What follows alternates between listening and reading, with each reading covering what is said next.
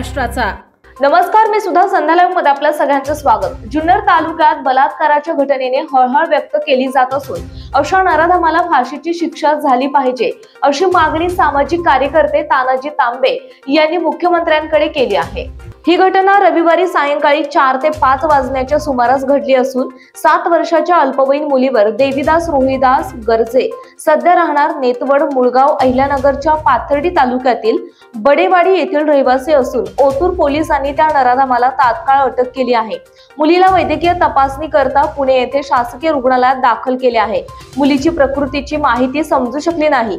या घटनेचा पुढील तपास ओतूर पोलीस ठाण्याचे सहाय्यक पोलीस निरीक्षक लहू थाटे हे करीत आहेत। संध्या लाईव्ह साठी प्रतिनिधी नयन डुमरे, ओतूर। ताज्या आणि महत्त्वपूर्ण बातम्या पाहण्यासाठी आजच आमच्या संध्या लाईव्ह न्यूज चॅनलला YouTube वर सबस्क्राइब करा आणि बेल आयकॉन प्रेस करा।